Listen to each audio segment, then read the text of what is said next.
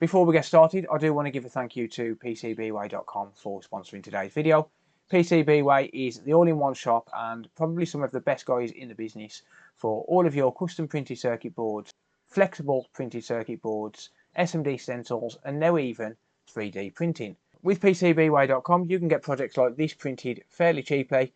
Simply head over to New Retro Repairs channel. I'll leave a link in the video description. Grab the CAD files for this custom microscope arm and head over to PCBWay.com to get started. If we take a look on the website, you can see that there is currently a 10% off for custom CNC and 3D printing. And if we take a look at the website here, you can see that we've got several different options for your 3D printed project. Simply upload your CAD file, choose the different variables that you want, and click on Submit Request to get started. The link will be in the video description. Now back to today's video. Hello ladies and gents, welcome to another repair video. Today we're going to be working on this Nintendo Switch which was sent in. This particular console has got the infamous blue screen of death, and if I just give you a brief introduction at what the blue screen of death means, it basically means that there's an issue with one of the lines on the CPU or the RAM, or at least most of the time. A lot of people get this mixed up with the M92T36 or some issue with the charging port, but generally it's an issue where the console has been dropped and it causes the CPU pads to lift away from the board, and it can be quite difficult to fix or it can be quite easy to fix. Sometimes it's nice and easy and other times it requires a reball. So when it is easy, usually we just reflow the CPU and it generally works, and it's generally a permanent fix when that is the case. But on the harder side, we would have to reball the CPU. So I'll just show you what's happening with this then. And as you can see here, we do have some impact damage here. Now, I have contacted Console Repair London, who send these consoles to me, and as far as I know, this was there before it got sent, so I don't think it's damage from shipping. If it is, it's only a screen protector, it's not a major issue. I'll just replace a screen protector if it did get damaged during transit, but I would say that this is probably one of the causes of the blue screen of death. Maybe it's had an impact of some sort and that's what's caused it. The frame here does also look a little bit bent, so I'm wondering if maybe someone has dropped something on this and it's bent it and damaged it at the same time. And one of the things that does cause bending on these is keeping them in a pocket, like a back pocket or something like that. People treat them like phones, and you really shouldn't, because if you treat them like phones, then they're going to end up as basically junk. So the board itself is very, very thin and very, very fragile, and it's really not recommended to keep them in your pocket, no matter what anyone tells you. But I'll just show you what actually goes on with this then. So I'll just grab a charger lead, or rather this isn't actually a charger lead, it's a breakout cable for my dock. But I'll just show you what's actually going on when I do attempt to turn it on. I'll prompt it to boot there, and as you can see, it's got the infamous blue screen of death there. Doesn't matter if we try and reboot it or anything like that, it just basically does nothing apart from a blue screen of death. So we'll hold the power down for 10 seconds.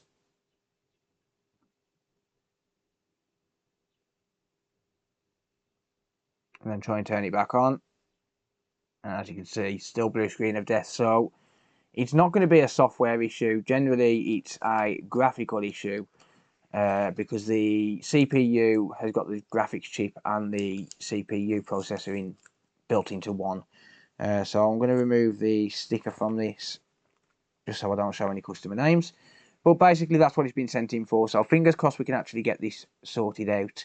I do believe that this is probably subject to some sort of drop damage, and that's probably what's caused this. So let's just disassemble it, and we'll see what we can do with it. So there is a couple of things that I can do to try and figure out exactly what's causing the blue screen of death.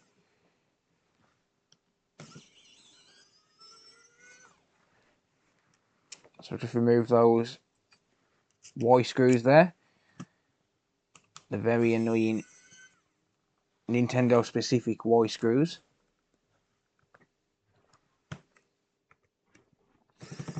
We do have a couple of screws missing from this.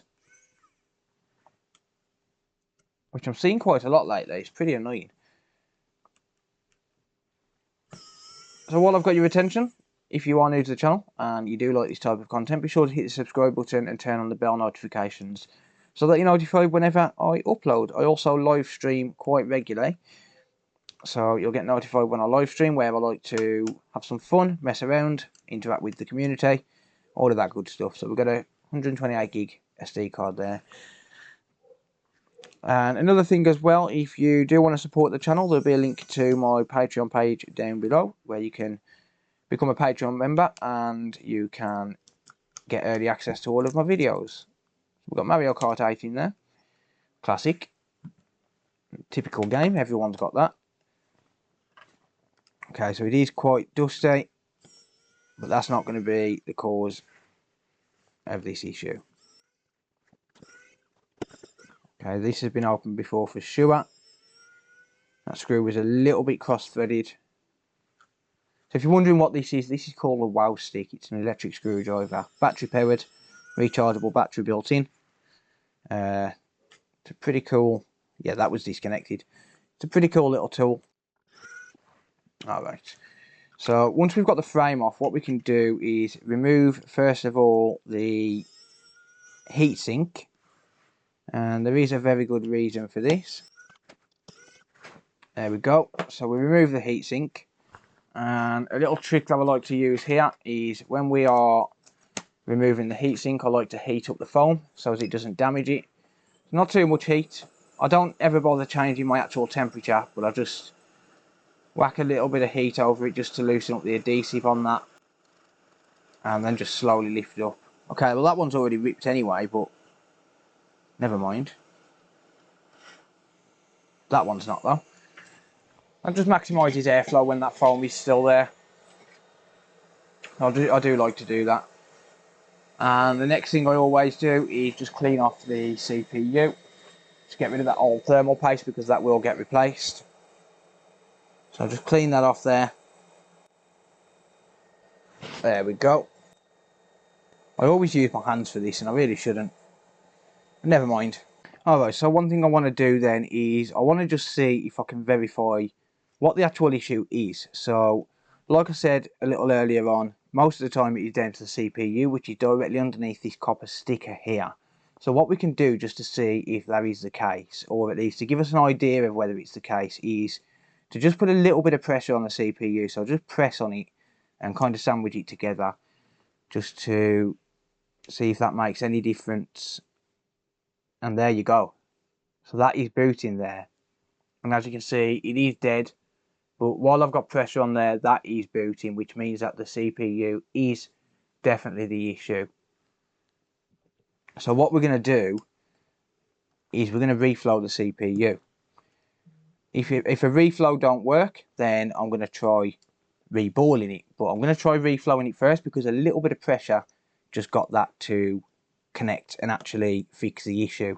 So it is definitely a CPU issue. Hopefully a reflow works because that is always going to be the simplest repair method. So I'll get this disassembled. I'll take out the board and then we'll take it from there.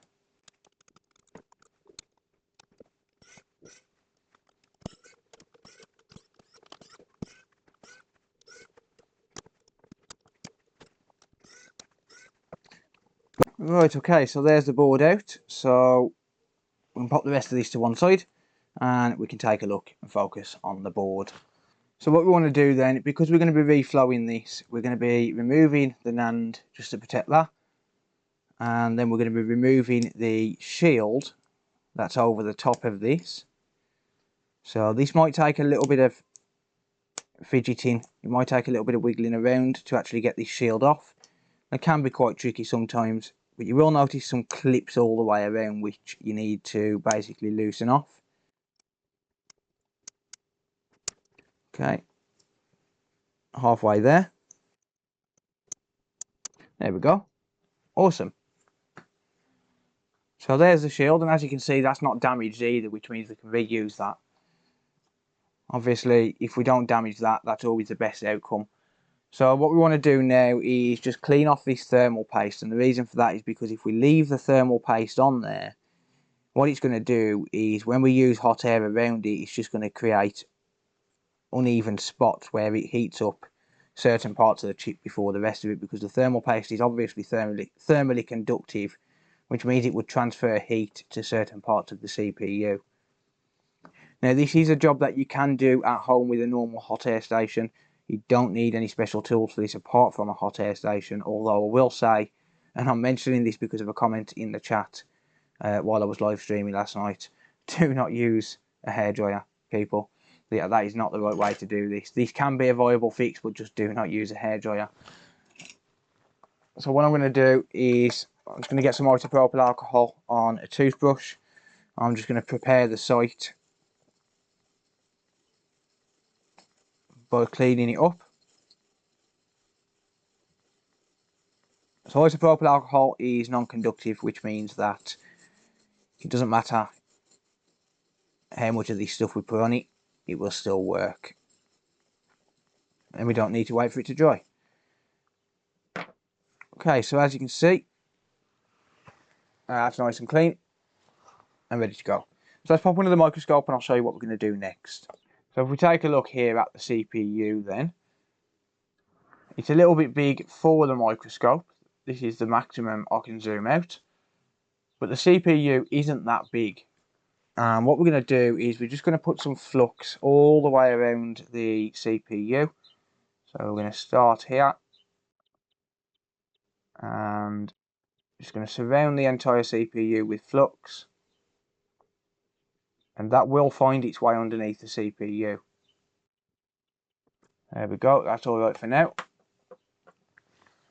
So now what I'm going to do is I'm going to remove the nozzle from my hot air station. The reason for that is because with the nozzle there, the chip is too big, whereas without the nozzle, it's just the right size. So I'm going to flow this, I'm going to heat up the board from a distance. I'm going to use 440 degrees Celsius at 40% airflow. I'm just going to start by coming around in a circle, just get some heat into the board, just transfer heat to the general area.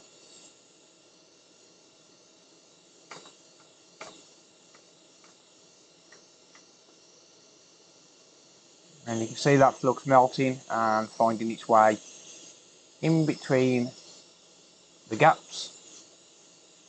So basically what's going to happen now is you can see that the flux is moving its way underneath the CPU.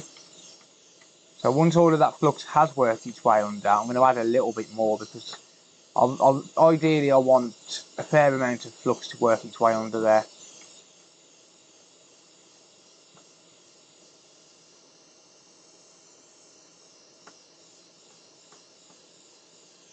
Okay, so I'm just going to add a little bit more now. There we go, and now I'm going to go in for the kill. So what we want to do is we want to wait for the solder balls underneath the CPU to melt, and then to confirm that we want to give the chip a little nudge. A very slight nudge, but we want to give it a little nudge just to basically check that all the balls are melted and that the reflow is complete.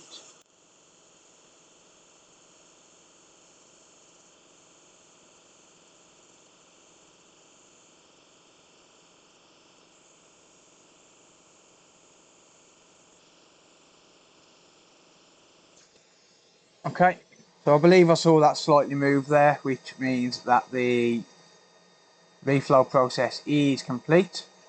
Okay, so now that the board's cooled down a little bit, I'm just going to clean around the edges here. I will ultrasonic clean this board, but I do want to test it first. We don't want to put power through this while it's still hot as well, because that can cause damage to the board itself.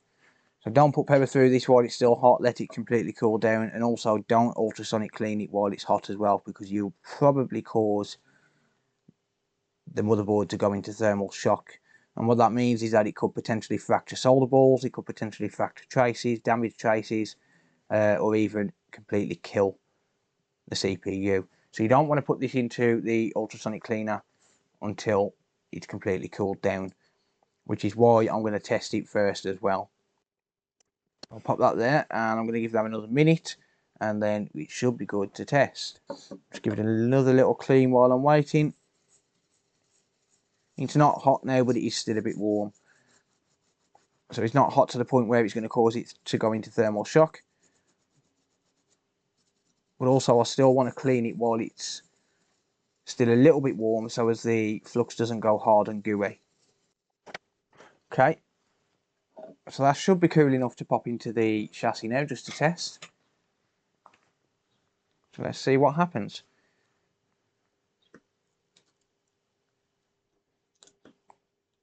So all we need for testing is going to be the LCD, the backlight and the battery, and we should be good. So you'll notice I'm not going to put it fully back together, because like I said, I do still want to ultrasonic clean the board.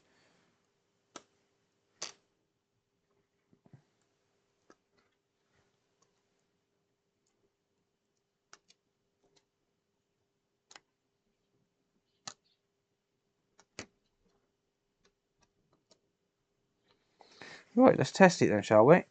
So same as before. We have the charging symbol. Absolutely fantastic. So what I'm going to do now is I'm going to leave this to charge for 10 minutes or so. I'll pause the video. You don't have to sit through that, don't worry. But we do have the charging symbol without pressing on the CPU now, which is absolutely fantastic. So I will leave this to charge, and then we'll give it a full test. And in fact, while I'm doing that, I am going to fully reassemble it, just so as we can do a test. Actually, I'll tell you what I'll do. I'll ultrasonic clean it, and then I'll give it a full reassembly and test. Now that I've seen that battery symbol there, I'm happy enough to just pop it into the ultrasonic cleaner now, just to clean around the CPU. So I'll do that, and then we'll get back to testing. Okay, so this has just come out of the ultrasonic cleaner, and it's ready to reassemble. I'm just going to shake it off a little bit, just to dry a bit of that isopropyl alcohol away. It's not going to hurt the board, but I don't really want isopropyl alcohol leaking all over the chassis. Okay, before I actually put it back together, I'm just going to be inspecting inside the USB-C port to make sure that that's not damaged. And it actually is very slightly damaged. So I'll have to contact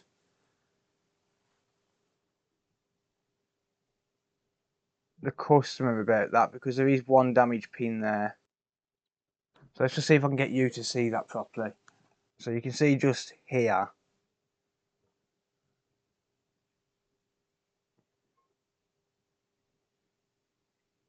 there's actually a few.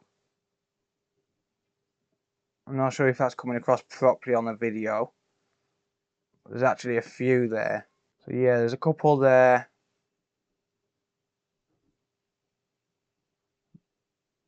They're actually all loose on this one side.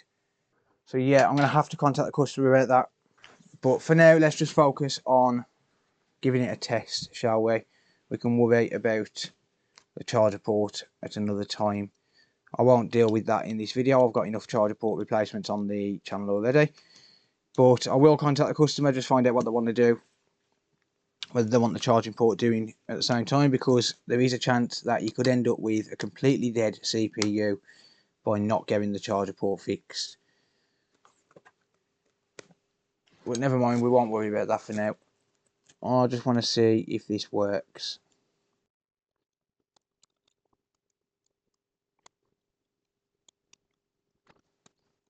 I'm going to connect everything up.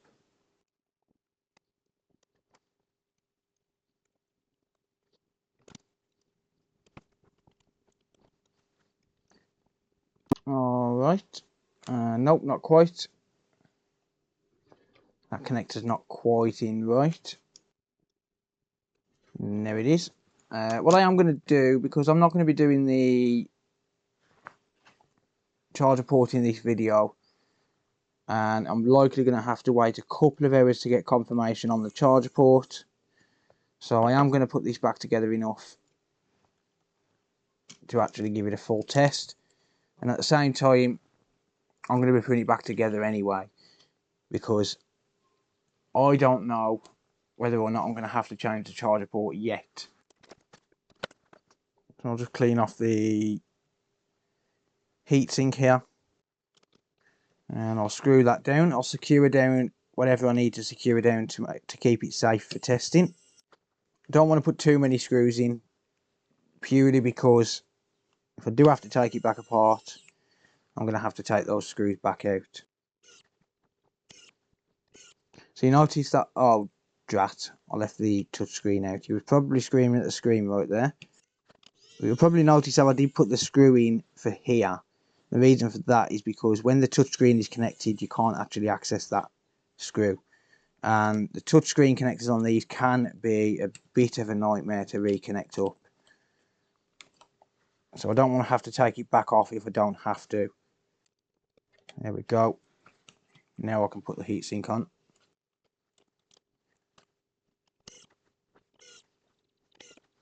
And to be fair, I might as well just put them all in, at least for here. Okay. I always forget something.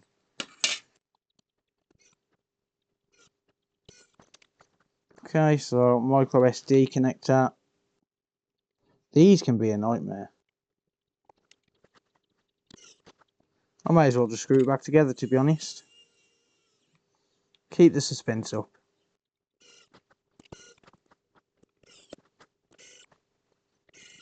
Right, well, let's go for confidence, I suppose. That always works. So those threads are actually gone. So without replacing the case, not really a lot I can do.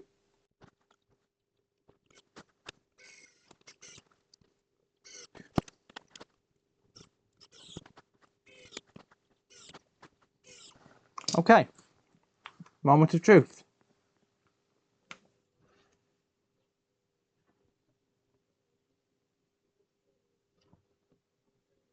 We have the charging symbol.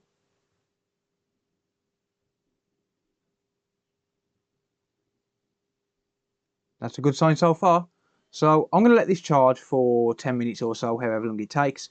I'll pause the video and I'll be back in a little while.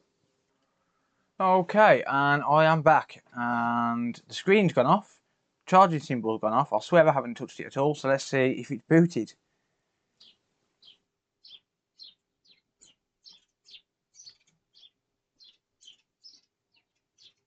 No. Oh, hang on. Oh. Haha! You know why that is? This is because this is connected to my dock. Oh, that's fantastic. I was a little bit disheartened then. Let's see if it wants to connect to the capture card. Right, and there we go. That is indeed docking. That is absolutely fantastic. Now, there is one problem. If I wiggle this cable, it's going to go off. So this port definitely needs changing. So if we take a look at the port here, can you see that flickering?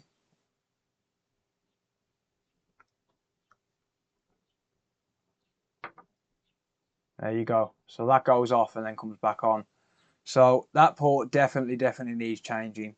But the console is on. That's the main thing. Changing a port isn't going to be a massive issue. Right, it looks like Mario Kart was the last one that was played. And that pair's fine. And that pair's fine. Okay, let's just do a full test on it. Just make sure.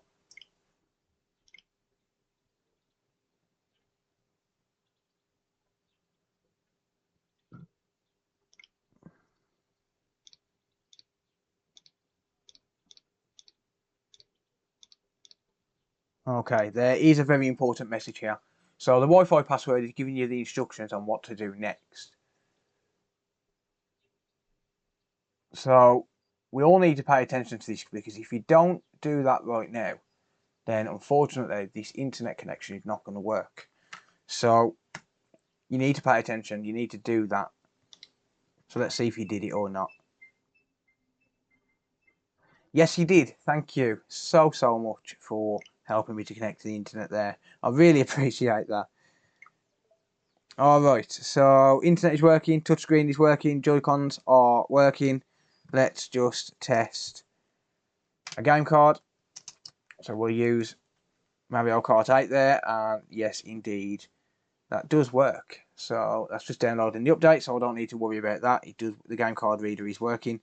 The last thing I want to check is just to make sure that the controllers are indeed charging, and it does appear as though they are, but let's just 100% confirm that. And yep, that one says it's charging, but when it was unplugged the other one was saying it was charging, so they are both charging. It's just an issue with my Joy-Cons there. So that is absolutely perfect. This is working as it should.